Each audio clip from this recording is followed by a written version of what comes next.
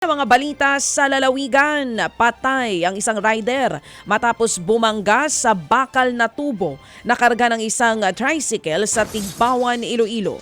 Sa video, makikitang lumiliko patawid sa kabilang kalsada ang tricycle. Sakto namang dumaan ang humaharurot na motorsiklo hanggang sa nasa pool ng metal pipe ang leeg ng rider. Sa lakas po ng impact, tumila po ng rider. Isinugod ang biktima sa ospital pero binawian din ang buhay. Nasa kustodiya na ng pulis ang driver ng sidecar habang hinihintay pa kung magsasampa ng kaso ang pamilya ng biktima. Ano ba naman yung tricycle na yan? Bawal po yung ginawa nilang pagkargaho ng mga tubong ganyan. Ay nako po, samantala po naman pinag-iingat po ng NDRRMC ang mga residente sa Negros Island sa posibleng ashfall mula po naman sa Bulkang Canlaon.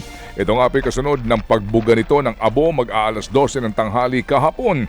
Patungo raw ang ibinugang abo sa Timog Kanluran. Nakataas pa rin po ang alert level 2 sa naturang bulkan.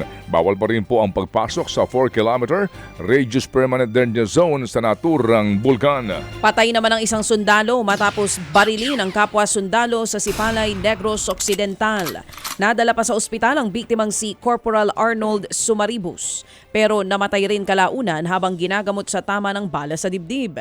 Dinisarmahan at inaresto naman ang suspect na si Staff Sergeant Charlemagne Nabehet at nasa kustodiya na ng Sipalay Police. Lumalabas na nagkaroon ng pagtatalong dalawa habang nasa isang birthday party ng isa pang sundalo hanggang sa humantong na nga ito sa pamamaril.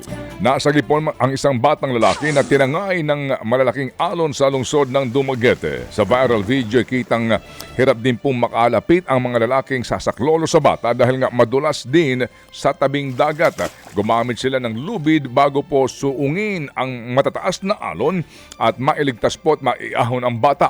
Nahatid sa ospital ang bata at nasa maayos na ang kondisyon. Paano napunta yung bata? Samantala mga kapatid, sa Makilala, Cotabato, natagpuan namang patay ang isang grade 3 student na 3 araw nang nawawala. Ang kwento ng pamilya ng biktima, huli nilang nakitang bata na kumakain sa kanilang bahay bago ito biglang nawala.